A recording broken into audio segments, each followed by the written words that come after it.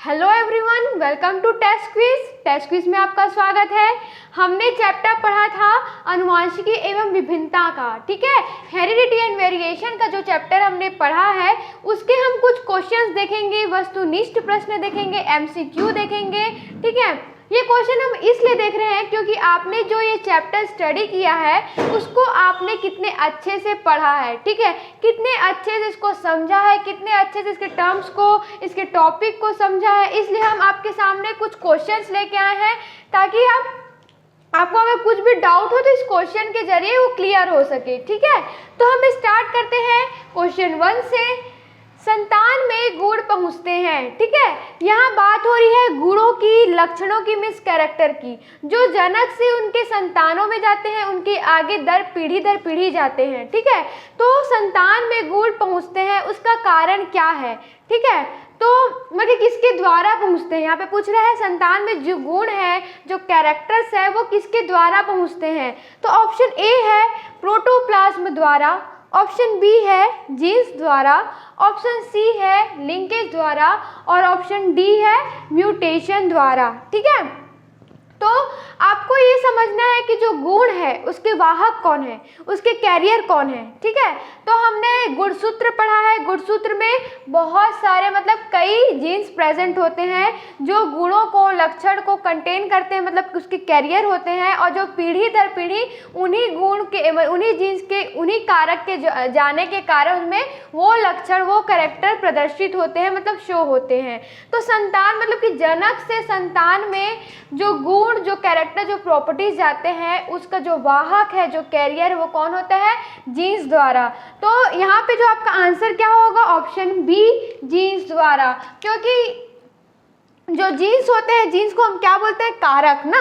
तो कारक क्या बोलते हैं, कारक हमेशा जोड़ों में पाए जाते हैं, मतलब पेयरिंग होते हैं वो, और उसमें क्या होता है, वो किसी भी गुण और लक्षण को प्रदर्शित करते हैं, ठीक है, मतलब उनके कैरियर होते हैं जीन्स बोला जाए तो उन्हीं के द्वारा जो जनक से संतानों में जो गुण है, जो लक्षण है, पीढ़ी दर पीढ़ी स्थानांतरित होते हैं, जाते हैं। तो ऑप्शन हमारा बी जो जीन्स है वो करेक्ट हो जाएगा यहाँ पे।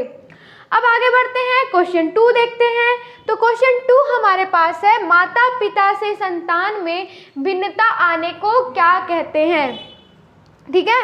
अब माता पिता से संतान में भिन्नता आ रही है। जब हम आनुवांशिकता पढ़ते हैं, हेरिडिटी पढ़ते हैं, तो आनुवांशिकता का ही मीनिंग होता है कि जो उनके जनक में जो गुण और लक्षण है वो उनकी संतानों में जाना, मतलब कि पीढ़ी दर पीढ़ी वही लक्षण, वही गुण का जाना, उसको आनुवांशिकता और हेरिडिटी बोलते हैं। तो जीवों में इस प्रकार जो समानताएं हैं, मतलब सिमिलैरिटीज हैं, वो देखने को मिलती है। जब इसके अपोजिट हमने पढ़ा था विभिन्नता। विभिन्नता मतलब वेरिएशन। वेरिएशन में मतलब कि अगर कुछ परिवर्तन हो जाता है या फिर उत्परिवर्तन अचानक से देखने को मिलता है जीवों में, मतलब कि जीवों एक जैसे, सभी जीव एक समान नहीं दिखते, क्योंकि उसमें कुछ विभिन्नता आ जाती है, भिन्नता आ जाती है, वेरिएशन हो जाते हैं। तो इसका यहाँ पूछ रहा है कि उसका कारक क्या है, कारण क्या है। तो उसका ऑप्शन हमारे पास क्या दिया है, ऑप्शन ए है बहुगुणिता, ऑप्शन बी है लिंकेज, ऑप्शन सी है भिन्नता और ऑप्शन डी है उत्परिवर्तन। तो उत्परिवर्तन मीन्स म्यूटेशन।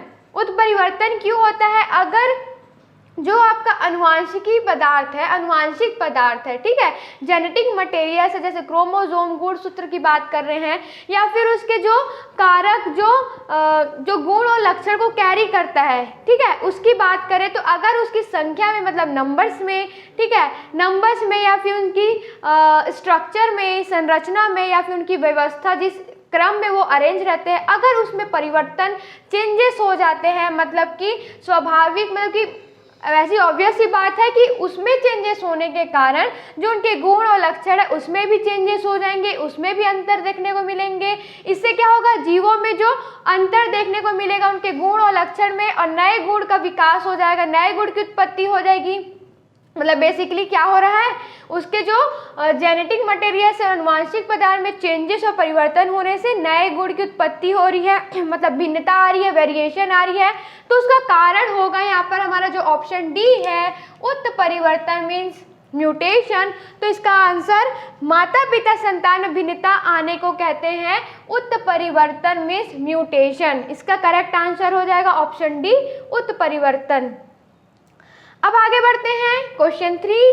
क्वेश्चन 3 है पादप प्रजनन में पौधों का विकास होता है। ठीक है, जो प्लांट ब्रीडिंग हमने पढ़ा है, प्लांट ब्रीडिंग का टॉपिक पढ़ा है, उसमें जो पौधों का विकास होता है, प्लांट ब्रीडिंग मतलब कि मैंने आपको बताया जैसे कि प्लांट ब्रीडिंग का मतलब क्या होता है, जो फसल है, जो क्रॉप्स, जो पौधे हैं उसमें उनमें सुधार लाना, उनको सुधार ला के उनको अधिक उपजाऊ बनाना, उपज वाला बनाना, अधिक उत्तम पोषण वाला बनाना, उपयोगी बनाना, आर्थिक महत्व बनाना, ये सब पॉइंट्स हैं पादप प्रजनन के मीन्स प्लांट ब्रीडिंग के। तो प्लांट ब्रीडिंग करने से जो पौधों का विकास होता है, मतलब कैसे पौधों का विकास होता है, तो पौधों का विकास क्या होता है, ऑप्शन ए है अस्थायी, ऑप्शन बी है स्थायी, ऑप्शन सी है अर्धस्थायी और ऑप्शन डी है बिल्कुल नहीं। तो पादप प्रजनन से, प्लांट ब्रीडिंग से जो जिन पौधों का हम विकास करते हैं, जिन पौधों का विकास होता है वो होता है स्थायी। ठीक है, क्या होता है, स्थायी होता है। तो यहाँ पे क्वेश्चन 3 का जो ऑप्शन बी है वो स्थायी, ऑप्शन बी स्थायी जो है वो करेक्ट हो जाएगा। ठीक है, अब आगे बढ़ते हैं, अब आगे बढ़ते हैं क्वेश्चन 4 में। तो क्वेश्चन 4 है यहाँ पे कि संकरण से उत्पन्न पौधे होते हैं। ठीक है, क्या है क्वेश्चन, क्वेश्चन 4 है संकरण से उत्पन्न पौधे होते हैं। देखो हाइब्रिडाइजेशन हमने पढ़ा है। ठीक है, हाइब्रिडाइजेशन में संकरण पढ़ा है। तो संकरण में हम क्या करते हैं, किसी भी अच्छे गुण वालों का, जैसे कि इच्छा अनुसार जिन गुण हम चाहते हैं, जो प्रॉपर्टी, जो लक्षण हम चाहते हैं, जो कैरेक्टर्स, उन्हीं का हम हाइब्रिडाइजेशन कराते हैं, मतलब संकरण कराते हैं, और उनसे जो पौधे या फिर जो प्राप्त होते हैं उसको क्या बोलते हैं, हम हाइब्रिड बोलते हैं, संकर बोलते हैं ना। तो उनसे जो उत्पन्न, जो मतलब पौधे, संकरण से उत्पन्न जो पौधे होंगे, जो हाइब्रिड होगा, वो क्या होता है, ऑप्शन ए दिया है यहाँ पे कमजोर, ऑप्शन बी दिया है यहाँ पे स्वस्थ, ऑप्शन सी होता है अधिक निर्बल और ऑप्शन डी होता है कोई अंतर नहीं होता। ठीक है, तो संकरण से उत्पन्न मतलब आप इच्छा अनुसार उसको अच्छे गुण और अच्छे प्रॉपर्टीज डाल रहे हैं, अच्छा उसे अच्छे उसके वो दे रहे हैं, खाद जो भी उसको नीड है वो सब आपको प्रोवाइड कर रहे हैं। तो इनसे जो हाइब्रिड प्राप्त होगा संकरण से, ऑब्वियसली वो स्वस्थ ही होगा।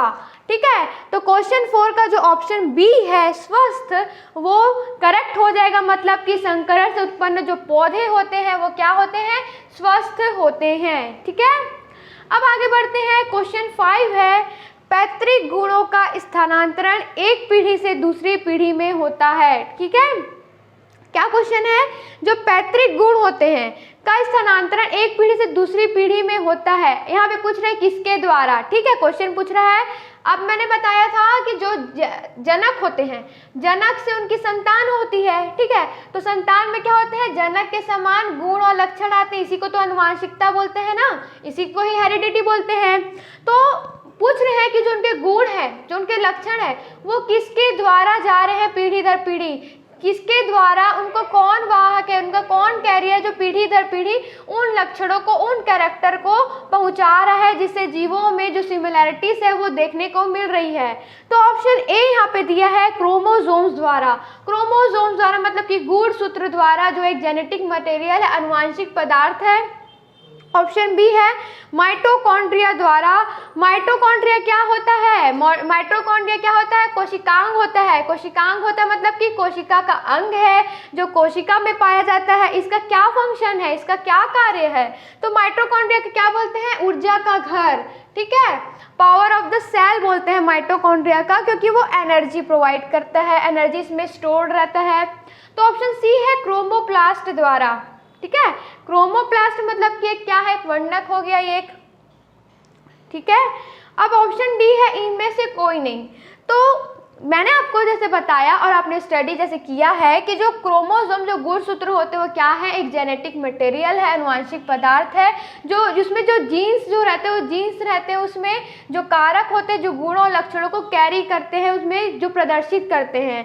तो जो वो क्रोमोसोम गुणसूत्र में प्रेजेंट होते हैं, इसलिए जो पैतृक गुणों का स्थानांतरण की बात हो रही है, तो गुण और लक्षण जो आनुवांशिक पदार्थ की बात हो रही है, तो इसमें हमारा जो ऑप्शन ए है क्रोमोसोम्स द्वारा, वो यहाँ पे करेक्ट करेक्ट हो जाएगा। ठीक है, तो ऑप्शन ए जो क्रोमोसोम्स है वो करेक्ट हो जाएगा। क्वेश्चन 5 में जो दिया है, पैतृक गुणों का स्थानांतरण एक पीढ़ी से दूसरे पीढ़ी क्रोमोसोम्स यानी गुणसूत्रों द्वारा होता है, गुणसूत्रों में होता है। ठीक है, अब क्वेश्चन 6 देखते हैं, अनुवांशिकी शब्द का सर्वप्रथम प्रयोग किया। ठीक है, मतलब कि जब अनुवांशिकी कहाँ से आया, अनुवांशिकी शब्द हेरिडिटी जो हम पढ़ रहे हैं, जिसका स्टडी हम कर रहे हैं, उसका शब्द पहले किसने दिया? ऑप्शन ए दिया है यहाँ पे बैटसन ने, ऑप्शन बी दिया है मेंडल ने, ऑप्शन सी दिया है डार्विन ने और ऑप्शन डी दिया है डिब्रीज ने। ठीक है, तो यहाँ पे आपको कंफ्यूज होने की ज़रूरत नहीं है। आपको कंफ्यूजन हो रहा होगा अगर मैं ऑप्शन ए बैटसन में टिक करती हूँ। ठीक है, क्योंकि इसका करेक्ट आंसर ही बैटसन है। ठीक है, अनुवांशिकी जो शब्द हेरिडिटी है, जो उसका सर्वप्रथम जो प्रयोग है, सबसे पहले ये शब्द जिसने दिया था, ये शब्द का जो यूज प्रयोग किया था, वो थे हमारे वैज्ञानिक बैटसन ने। ठीक है, बैटसन ने अनुवांशिकी शब्द का सर्वप्रथम प्रयोग किया था। कुछ लोगों को लग रहा होगा कि मेंडल ने, तो मेंडल यहाँ पे आंसर रॉन्ग हो जाएगा। हाँ, भले ही मेंडल अनुवांशिकता के जनक है, फादर ऑफ हेरिडिटी है, क्योंकि इन्होंने बहुत सारे प्रयोग किए। इन्होंने अनुवांशिकता हेरिडिटी को समझाने के लिए इन्होंने बहुत अच्छा स्टडी किया। इन्होंने इसको समझाने के लिए बहुत सारे फैक्ट दिए, तथ्य दिए, अपने प्रयोग दिए, प्रयोग को ऑब्जर्व करके कुछ निष्कर्षण दिया, परिणाम दिया, बहुत सारे लॉज बनाए हेरिडिटी के लिए, वंशागति का नियम दिया। इसलिए इनको अनुवांशिकता का जनक बोलते हैं, फादर ऑफ हेरिडिटी बोलते हैं। अगर बट यहाँ पे बात होती है अनुवांशिकी शब्द का जो प्रयोग किया है, अनुवांशिकी शब्द जिसने दिया है, तो वो थे हमारे वैज्ञानिक बैटसन ने। ठीक है, तो यहाँ पे आपको कंफ्यूज होने की ज़रूरत नहीं है। तो ऐसे ही आगे और बहुत सारे क्वेश्चन उसको कंटिन्यू करते हैं। ठीक है, क्वेश्चन 6 तक हमने देख लिया था। अब आगे बढ़ते हैं क्वेश्चन 7 की ओर। तो क्वेश्चन 7 है, जीन में अचानक अनुवांशिक परिवर्तन जो वंशागत होता है वह कहलाता है। ठीक है, तो जीन में अगर हम कोई चेंजेस देखते हैं, कोई परिवर्तन देखता है, तो उससे क्या होता है, कोई जो जीव है उसके पूरे कैरेक्टर्स में, उसके गुणों में, उसके लक्षण में भी परिवर्तन हो जाता है, चेंजेस हो जाते हैं, जिसके कारण क्या होता है, जो गुण और लक्षण चेंजेस होने के कारण, उसमें परिवर्तन होने के कारण आगे वेरिएशन देखने को मिलता है, विभिन्नता पैदा हो जाती है, जिससे जो जीव है एक दूसरे से गुणों और लक्षणों में अंतर देखने को मिलता है। ठीक है, तो वो किसके द्वारा होता है, वो क्या कहलाता है? तो क्वेश्चन 7 का हमारे पास ऑप्शन है ए प्राकृतिक चयन, ऑप्शन बी उत्परिवर्तन, ऑप्शन सी है स्वतंत्र अपव्यूहन और ऑप्शन डी है लिंकेज के द्वारा। ठीक है, तो यहाँ पे हमारा जो ऑप्शन बी है उत्परिवर्तन, म्यूटेशन, हमने उत्परिवर्तन देखा है और पढ़ा है कि ये उत्परिवर्तन मतलब उसके जो अनुवांशिक पदार्थ, जेनेटिक मटेरियल्स में चेंजेस और परिवर्तन होने के कारण जो अनुवांशिक पदार्थ उसमें चेंजेस हो गए, तो विभिन्नता हो गई और वही गुण और लक्षण वंशागत होते हैं। तो यहाँ पे क्वेश्चन 7 का जो ऑप्शन बी है उत्परिवर्तन मतलब कि म्यूटेशन, वो यहाँ करेक्ट हो जाएगा। तो जीन में अचानक जो परिवर्तन हो, जब उसके गुणसूत्र में हो या फिर उसके क्रोमोसोम में हो, ठीक है, उसके जीन में हो, तो अनुवांशिक परिवर्तन जो वंशागत होता है वह उत्परिवर्तन कहलाता है, मीन्स की म्यूटेशन कहलाता है। अब देखते हैं क्वेश्चन 8, बहुगुणिता कृत्रिम रूप से उत्पन्न की जा सकती है। हमने पादप प्रजनन पढ़ा था, पादप प्रजनन मीन्स प्लांट ब्रीडिंग। तो प्लांट ब्रीडिंग की जब विधियां, मेथड्स पढ़ रहे थे, तो उसमें हमने एक विधि पढ़ी थी बहुगुणिता की, जिसे बोला जाता है पॉलीप्लॉइडी। ठीक है, पॉलीप्लॉइडी मेथड, जो पॉलीप्लॉइडी ब्रीडिंग हमने पढ़ा था, तो उसमें जो एक दो रूप से उसको पढ़ा था कि स्वबहुगुणिता और परबहुगुणिता। ठीक है, जो हमने स्वबहुगुणिता पढ़ा था ऑटोपॉलीप्लॉइडी, तो उसमें हमने एक रसायन पदार्थ के बारे में कहा था। ठीक है, जो क्या था, रसायन कोल्चिसिन के बारे में उसमें बात की थी।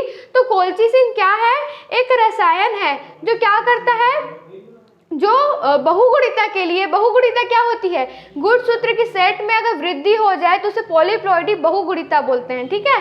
तो वो कोल्चिसिन जो है, रसायन जो है, केमिकल जो है, वो बहुगुणिता के लिए प्रेरित करता है, ठीक है। तो यहाँ पर ऑप्शन ए रसायन कोल्चिसिन द्वारा, ऑप्शन बी अंतः प्रजनन द्वारा, ऑप्शन सी दिया है क्रमिक अंतः प्रजनन और ऑप्शन डी दिया है आत्म परागण द्वारा, ठीक है।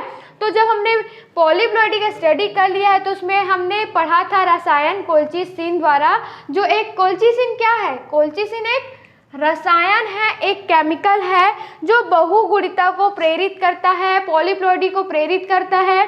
तो मोस्टली ये जो पादप होते हैं उसमें ये देखने को मिलते हैं, जो प्लांट्स होते हैं उसमें ये देखने को मिलता है।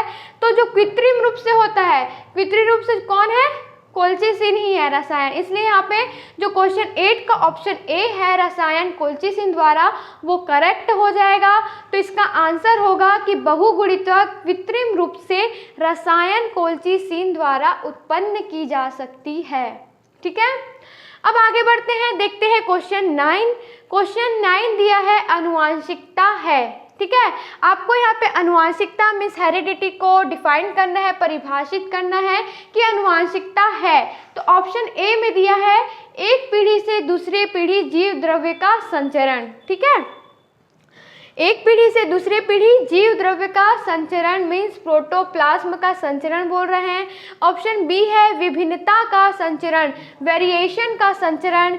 ऑप्शन सी है एक पीढ़ी से दूसरी पीढ़ी जर्म प्लाज्म का स्थानांतरण, ठीक है, जर्म प्लाज्म का स्थानांतरण बोल रहा है। और ऑप्शन डी है उपरोक्तों में से कोई नहीं।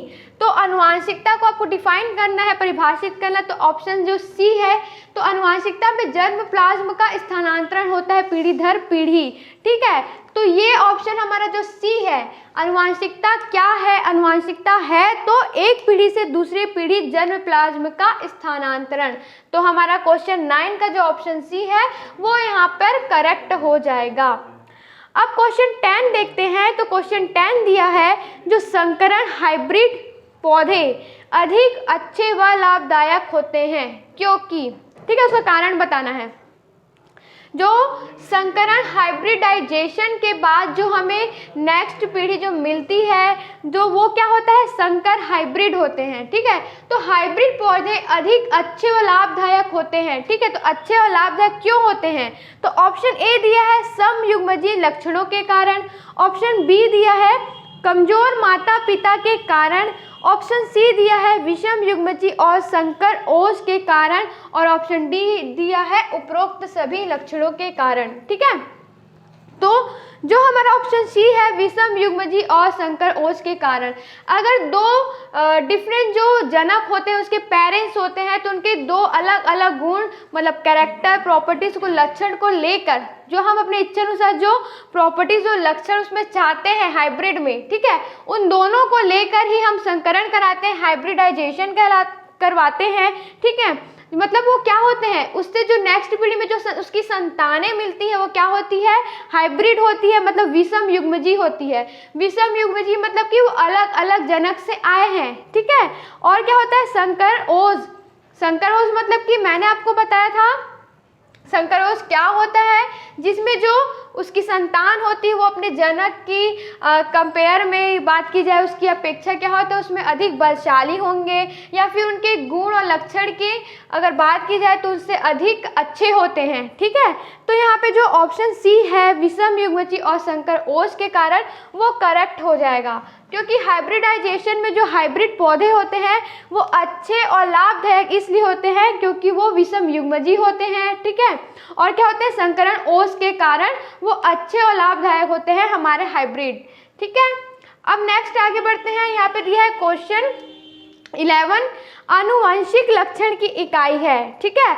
अब जो आनुवंशिक पदार्थ हम जानते हैं तो उसकी इकाई क्या होती है, यूनिट क्या है।